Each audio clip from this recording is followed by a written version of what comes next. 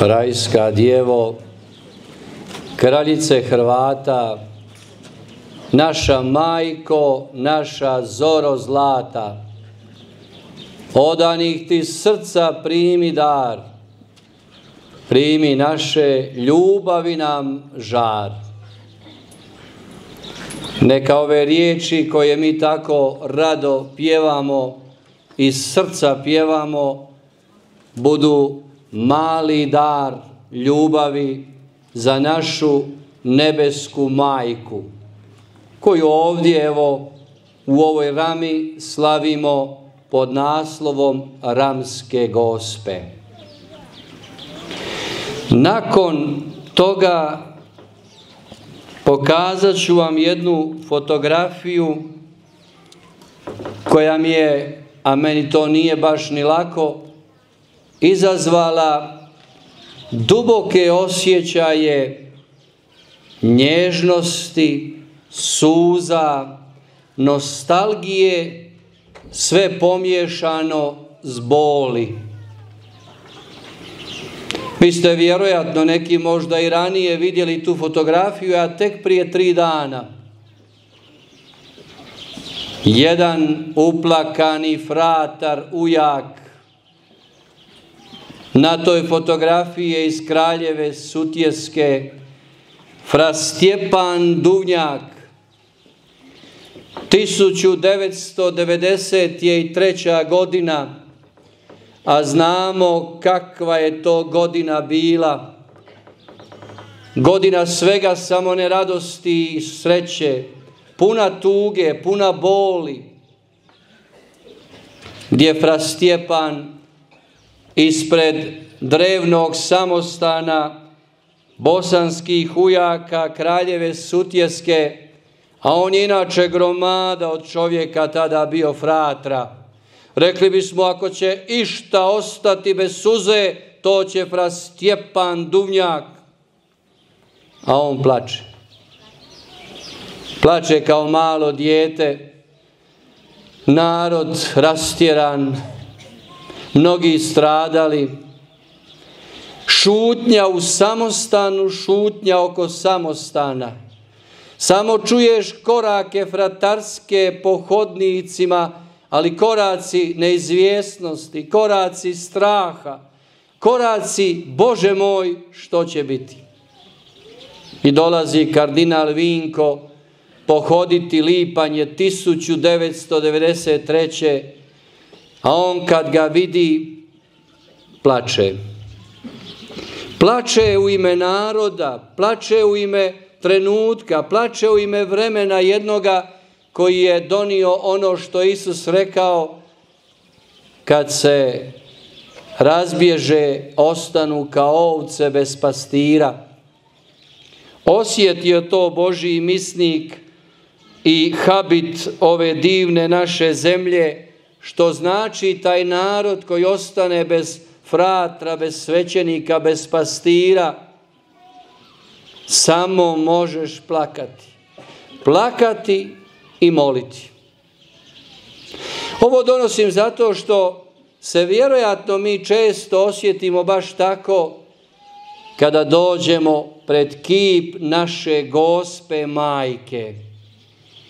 Dragi Bože, pa postoji li mogućnost nekako dokumentirati sve te naše osjećaje koje imamo kada dođemo pred Gospin kip? Ko bi izrekao tolike emocije? Ko bi mogao prenijeti na umjetnički papir ili na neko slovo zapisa što znači kada tvoja vjera dotakne skuti Marine i cijeli se predaš, često i u suzama, i u pitanjima, i u strahovima, neizvjesnostima, za obitelj, za brak, za djecu, a mladi i djeca svoje čežnje pred Marijom izlijevaju. To su, dragi moji prijatelji, i naše enciklopedije i naši filmovi koji srećom s Marijom uvijek završavaju s happy endom. radosnim, sretnim završetkom. Ne može to shvatiti svatko. Ne može to shvatiti netko koji će nam i danas možda prigovarati, a šta to slave nekakve ikone, idolopoklonstvo, kipovima se klanjaju.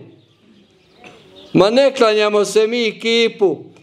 Zna vjerničko srce kome se klanjaš. Mariji, majci Bogorodice Isusa Krista. Pa nismo mi pili tintu. Kršćansko srce i srce naših priposti majki i očeva puno je i dublje i šire i domišljatije nego li može ovoga svijeta razumjeti. To je ono što Isus rekao, imamo tamo u Evanđelju po Luki. Kaže, što ljudsko uho čulo nije, što oko vidjelo nije, što razum ne može shvatiti, to će dati Bog onima koji ga ljube. To je odgovor. Bog će dati onima koji ga ljube. A mi ljubimo. Zato smo ovdje. Zato vas ljubav pokreće ovdje biti s Marijom koja nas vodi u Euharistiji do Isusa Krista. I Marija kaže, činite sve što vam Isus kaže. To je Marija. Od onog trenutka kada se ono događa na svadbi u Kani Galilejskoj, kada dolazi Isusu puna ona vjere, sine moj, nevolja je, nemoj ovaj narod ostaviti u sramoti, nemoj da mladencima bude nelagodno, nemoj da ih sutra ismijavaju u cijeloj ovoj Kani Galilejskoj. Isuse, sine moj, učini nešto. To Marija i danas ponavlja, ono što si ti iznio pred Gospinim kipom, ono što ti moliš kao svoj zavjet, ono što si ponio na svojoj obući ili čak bosonog ovdje. Marija kaže, Isuse moj, ma vidiš li ti ovog čovjeka, vidiš li ti ove osobe, vidiš li ti ove duše, ma Isuse moj, učini nešto. Kako je to lijepo. Zato smo mi kod Marije, s razlogom. Marija nije stramputica, nego put do Isusa. Put do Isusa s kojim idemo. Zato je bitno činiti ono sve što Isus kaže, a ne početi pomalo činiti što svijet kaže, što je sada uljuđeno, što je sada kao u trendu, što nam sada nameću na razne načine, ne više milom, nego samo uglavnom silom. Prije je bilo i milom i silom, sad je prešlo se preko toga milom, sada je silom i nasiljem. Se želi nametnuti misao ovoga svijeta, da mi to slijedimo, da mi činimo što svijet od nas očekuje. Pa i ono, braćo moje sestre, što očekuje možda od vas vlastita kuća, ma oslobodite se toga. Što očekuje tvoj muž, tvoja žena, mi smo jedni druge natovarili teškim bremenima, a samim prstom da maknemo. Ajmo se malo resetirati u Gospodinu. Činim li samo ono što Isus kaže, a ne što svijet i drugi od mene očekuju.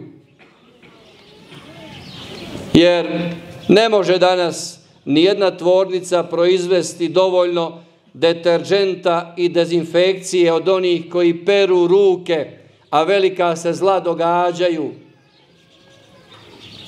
Oni koji šutke prelaze preko svih mogućih načela koja su Božja, koja su kršćanska, koja su vjernička, ma koja su ljudska i normalna. Zašto to ne reći? Normalno je uvijek bilo normalno. Nenormalno, nenormalno. Pa nismo pali sa smokve. Mi smo Božja djeca i dato nam je rasuđivati što je dobro, što je zlo. Dato nam je čitati znakove vremena. Jer vidite, dato je onima, kaže, koji ga ljube. Što neće razumjeti oni što vide, što čuju i što razumski analiziraju pojave svijeta. Samo se može srcem vjere to razumjeti. Zato, braćo i sestre, a osobito budući da slavimo Gospu, vi djevojke, majke, žene, važne ste nam, ljubimo vas.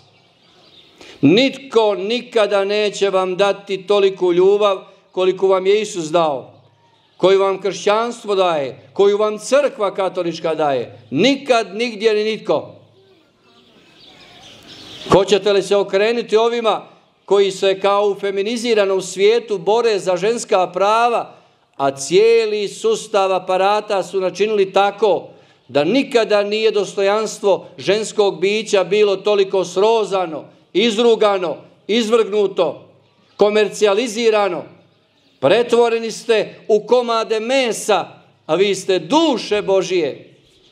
Vi ste divne djevice Božije. Vi ste djevojke, majke, bake, žene sa takvim dostojanstvom koje po Mariji pozlaćuje vaše srce i vašu dušu. Zato ne dopustite da uđete u ring ovoga svijeta gdje će vas prerušeni muškarci u žene mlatiti pred kamerama cijeloga svijeta, a da nitko prstom makne. Dok s druge strane samo jedan prijeki pogled muškarca biva nasilje. Verbalno ili fizičko nasilje. Pogledao me oštro. Zato nam trebaju majke svetosti, majke ramkinje, ja bih rekao. Majke koje su s Gospom hodile, molile i držale svoje dostojanstvo. Majke koje će štititi svoju čednost i čestitost. Nedavno kad su bile ove male raspravice oko one statue kao umjetnost. Ako je ona umjetnost, ja sam astronaut. U crkvenom prostoru katedrale u Lincu izložilo na najpogrdniji način čin rađanja našega Spasitelja i to je umjetnost. I onda kad smo progovorili o tome, konkretno ja, 1000 ljudi bilo u Lincu molili pred katedralom, pa onda mene zovu preko nekih naših hrvatskih svećenika, ajde fra Mario reci im da prestanu moliti. Ja ih neko nisam ni pozivao na mole. To su normalna čeljad koja sama znaju da treba ići moliti i da to svetogrđe stane. Onda jedan od naših tamo kažemo, to je umjetnost. Ja kažem, grubo je što ću ti reći, znam da imaš majku. Ajmo tvoju majku nako staviti pa neka bude umjetnost, tada je tek zašutio. Ajmo tvoju majku staviti. Mijenja se sve. Zašto? Zato što on ne osjeća Gospu kao svoju majku, nego kao umjetnički eksponat. Nama to Gospa nije, nego ona je roditeljica i majka našega Spasitelja Isusa Krista. Djevica prije poroda, djevica u porodu, djevica poslije poroda. Zato moramo biti takvi. Ko će nam tu pomoći? Borba već počinje u majčinoj utrobi, gdje moramo uistinu ljubiti čedo. Zajedno i otac i majka. Ljubiti čedo začeto. To je život. A vidite, dok nas straše tobožnjom klimatskom promjenom i globalnim zatopljenjima, to će nas kao uništiti, kao civilizaciju, ljude, a neće nas uništiti što smo mi poput Heroda u rukavicama gospodski uveli eutanazije i pobačaje i ubojstva nevine djece i starih i onih koji nisu više financijski produktivni. To kao nije zlo. A laži o klimatskim promjenama, a sad ćete vi reći kako ovaj govori laži. Pa pogledajte, 1924. godine na olimpijadi u Parizu, igre su se igrale, bilo je 45 stupnjeva Celzijusovih kad su se igrale. 45 stupnjeva. Sada je bilo 38, 39, kako kad. Možete nas varati, ali istina postoji. Zato nam je važno othraniti, ja bih rekao i odgojiti, odvažne ljude koji će istupati u današnjem vremenu, poput današnjeg sveca svetoga Maksimilijana Kolbea, koji u Auschwitzu, u logoru, izlazi iz reda i kaže: nudim svoj život umjesto oca ove djece. I njega ubijaju, a otac koji ima djecu ostaje na životu. Treba nekad istupiti iz reda, istupiti iz mase u kojoj nas se sustavno trpa, da smo mi nekakva količina nečega, čega? Nacionaliteta, katoliciteta, regionalnoga. Nismo mi ovce. Mi smo Božje stado, to je nešto drugo. Gdje imamo pastira, a vrhovni pastir je Isus Krist. Gdje imamo pastire u crkvi koji nas vode i upućuju. Što nas je drugo čuvalo? Ma ništa, braćo, moje i sestre. Zato se i udara olako danas na sve strane, i na pastira, i na svećenika, i na crkvu. Spričavam se na riječi, svaka šuša si uzima pravo da komentira i priča, a ni očenaš ne zna izmoliti. Zato vi muškarci, vrijeme je za vas. Vrijeme je da muškarac istupi iz reda i kaže: izlažem se za istinu svoje obitelji. A onda možeš reći svoga sela i svoga naroda, čovjeka kao čovjeka. Bez toga nećemo mi moći doći naprijed. Istupite. Vi muškarci, blaženi kardinal Alojzije Stepinac je govorio: muškarac pravi nikada ne kleči pred lažima i ponudama zemaljskoga svijeta. Nikada pravi muškarac ne kleči. I dodaje, kaže: a ti kao muškarac možda si djetetu osigurao i nečega milijune, ali ako mu nisi posvjedočio vjeru, ti kao muškarac neće biti ploda ni uspjeha. Zato u molitvu, dragi muškarci i očevi, na koljena sinovi Abrahamovi, sinovi Jakovljevi, sinovi Izakovi, nasljednici Mojsijevi budite, štap uzmi u ruku i zaštiti svoju obitelj u ovom vremenu.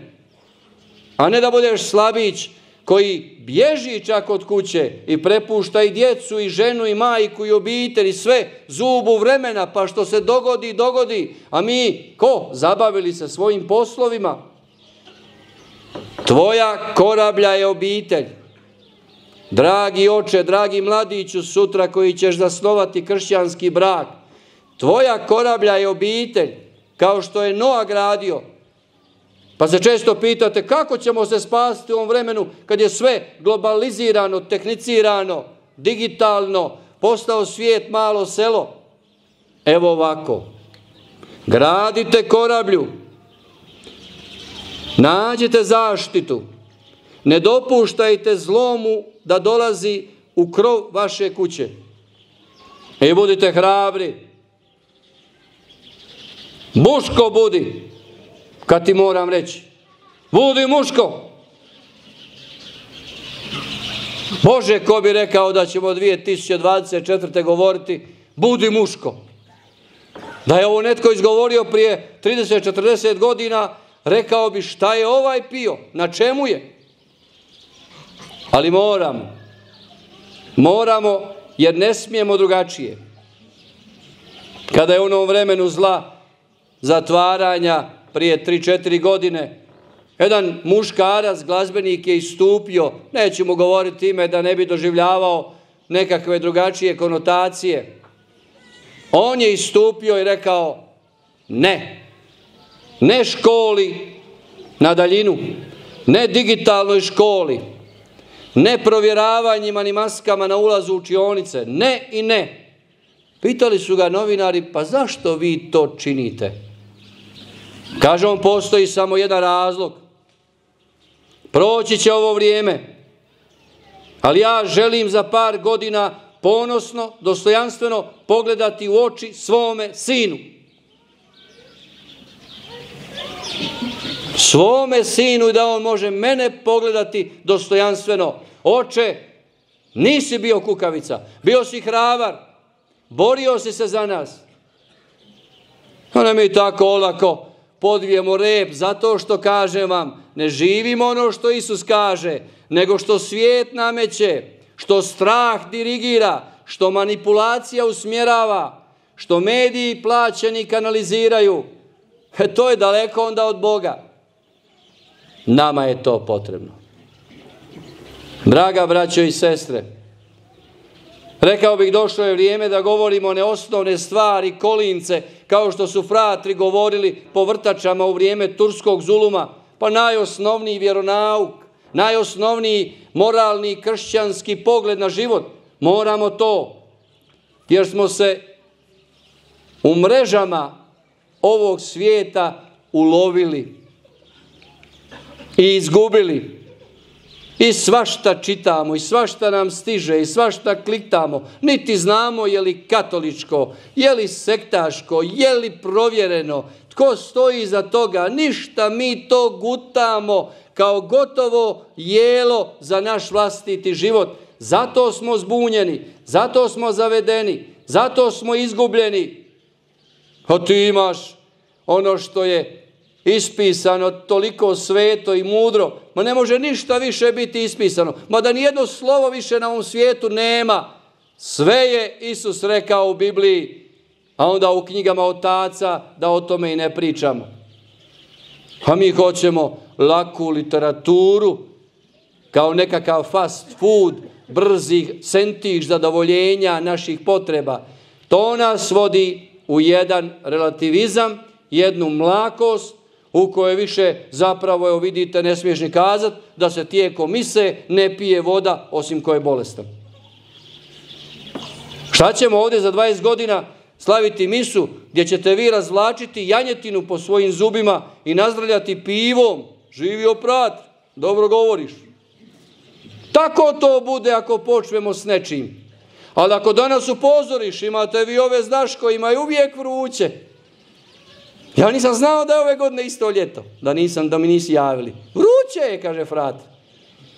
Čovječe, treba tebe na njivu popodne da okopavaš kukuruz, da ideš u šljivik, da obrezuješ vinograd, da bereš duvan, pa ćeš ti vidjeti kako je hladovina kad sjediš i u suncu. To je tako, braćo moje sestre. Ali mi moramo svi početi. Znate gdje počnemo stvari? Svi mi. Počeš i od nas fratara, pa i vas roditelja i odraslih. Onog trenutka kada ti ne potegneš za uho svoje dijete koje baca bocu smeća bilo gdje, koje crta prometne znakove po cestama svugdje su nam išarani naljepnice lijepe, koji ruše te znakove, koji nogu, znate, dignu pa se ostavljaju tragovi na zidovima naših škola ili bilo čega drugoga, pa čak i crkve. Dok god ga mi ne potegnemo za uho, ne izvučemo mu uho, nema preporoda i novog početka. A ne mi, a pusti, to je moje zlato. Duša moja, nemoj Perice, to nije dobro. Ma potegni ga za uho, postoji sankcija. Vidite, mi imamo fratri, ove naše pasiće. Oni su, osim što pokazuju naše zavjete, čistoće, poslušnosti, siromaštva, služili za neke druge stegovne mjere. Pamtite li vi neki? Kad je taj pasić imao i neku drugu funkciju i dimenziju i kad bi ga osjetio, doživio bi to kao nešto sveto. A danas bi bila optužba za nasilje. Zato što mi dopuštamo da živimo mentalitet svijeta, a ne ono što nam Bog daje. Potegni za uho. Prigovori, lijepo reci. Ne dopusti da ružno govori. Ne zna pozdraviti, dođe u kuću striko, to bulji u svoj mobitel, ustani lijepo, hvaljeni, kako si striko. Pa barem to. Ne, nego ko nekakvi mulci, intelektualno školovani mulci, završili fakultet, ne znaju pozdraviti. A ja dođem u kuće, baka, djed, ustanu, Ma to je bečka škola. Bečka škola. Kako ste? Jeste li žedni? Izvolite sjest. A vidite vi drugačije sada. Briga njega, rodbina. On već planira. Uvijek negdje drugdje oni moraju kad je događaj obiteljski. Uvijek negdje drugo nešto bolje. Sjedi tu. Sjeti se starog vremena kad se za stolom plakalo. Ne jede se raštika. Ono te sjedi, ti plačeš, natapaš tanjur suzama, ali nema maknuti. Sjedi tu. Nećeš jest, ali sjedi tu. A ne mi sad odmah znaš, ima nešto. Evo ti 10 maraka kupi, ajde u frižider, zlato moje. Šta će sutra biti od takvih? Točno ono što Isus rekao tamo, imamo i u poslanici, prenosi, kaže, a šta ću, kaže, kad dođe taj trenutak, kaže, kopati ne mogu i ne znam, prositi stidim se, a šta ti drugo ostaje? Lopov, kriminalac, nasilnik, kockar, razvratnik, uništi sve oko sebe. To je najgora štetočina. Najgore štetočine žive oko nas, to su kockari i oni koji alkoholom uništavaju svoju obitelj. Kakvi vojni neprijatelji, to je ništa. To je dječja škola.